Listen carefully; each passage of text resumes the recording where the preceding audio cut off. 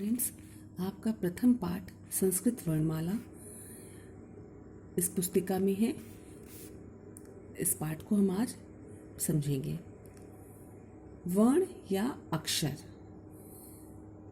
वह छोटी से छोटी ध्वनि जिसके खंड नहीं हो सकते उसे वर्ण या अक्षर कहते हैं। जैसे अ, ए, प, ल आदि।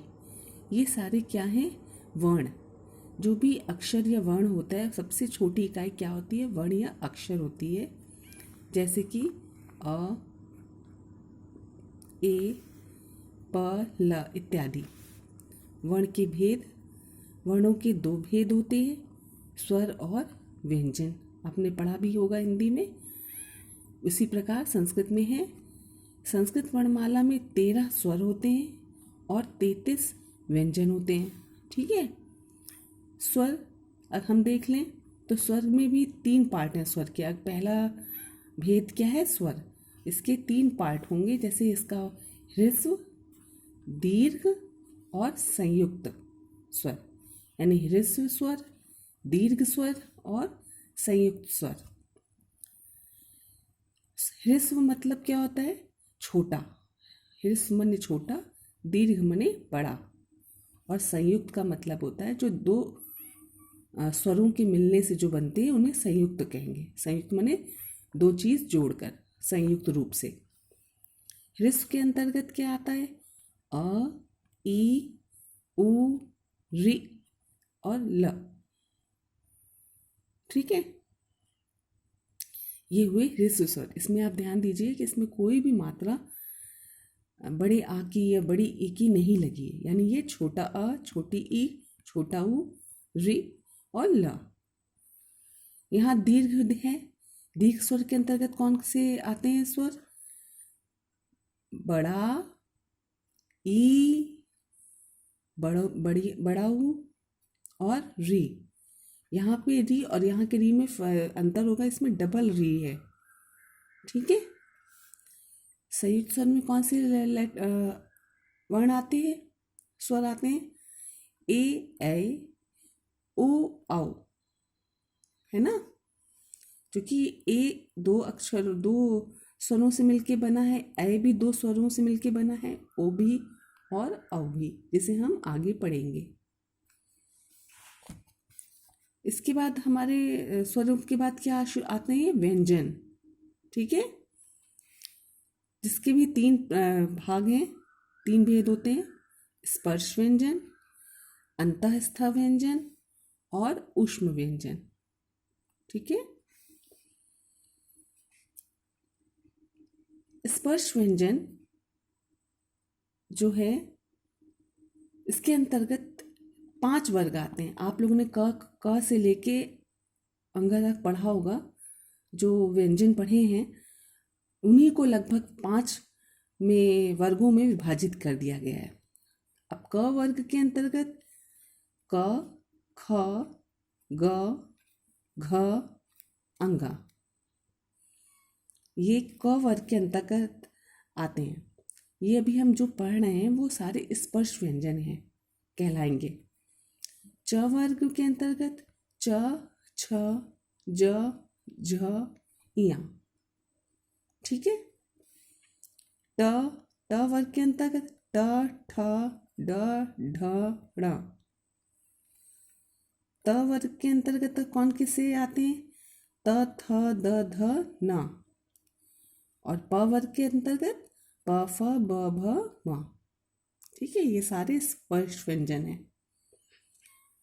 अंतःस्थ व्यंजन में क्या क्या आते हैं? तो सिर्फ 4 लेटर्स होते हैं ये, ओनली 4, य, र, ल, व।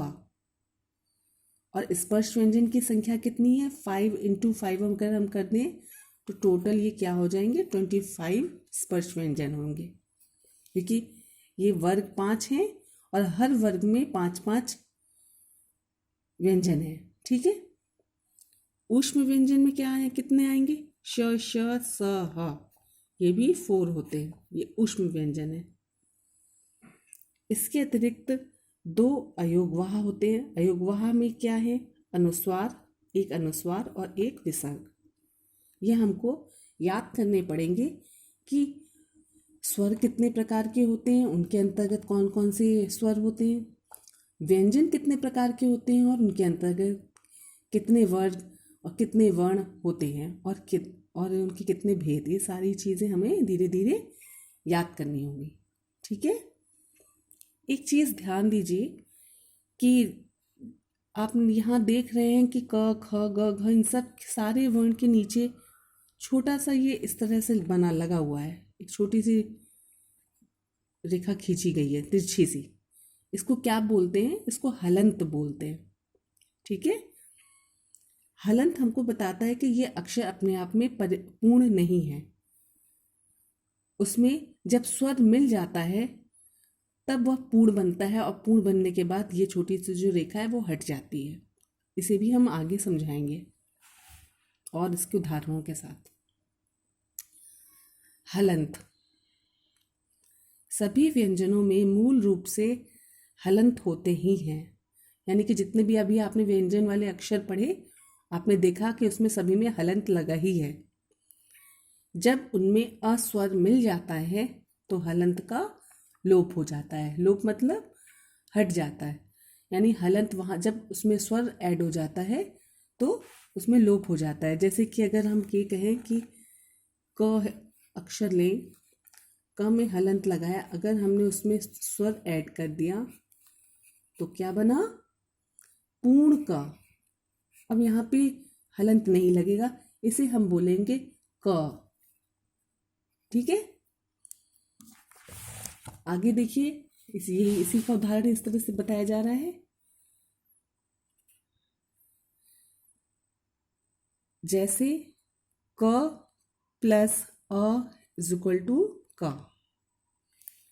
प में भी हलंत लगा है, प प्लस अ इज इक्वल टू प, यानी यहाँ पे हलंत हट जाएगा और पूर्ण प माना जाएगा।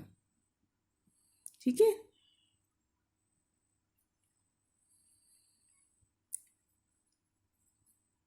संयुक्त वर्ण। जब दो व्यंजनों को मिलाकर एक कर दिया जाता है तो उसे संयुक्त वर्ण कहते हैं। ठीक है। जब हम स्वर पढ़ रहे थे तो स्वर में हमने 3 भेद देखे थे, उसी में का ये एक भेद है संयुक्त वर्ण।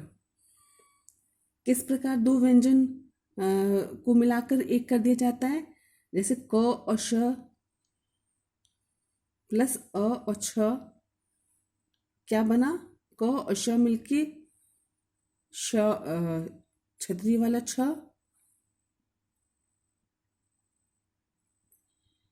क्षमा। त र अ त्र मित्र। ज य अज्ञ ज्ञान और श र अश्र श्रम। ठीक है। आज के लिए बस इतना ही। इसके बाद हम आगे पुनः पढ़ेंगे। आज आप अपनी कॉपीज में वर्ण स्वर और व्यंजन ये 2 चीज़ देख के कॉपी में लिख लेंगे। ठीक है। यहाँ तक अनुस्वार तक।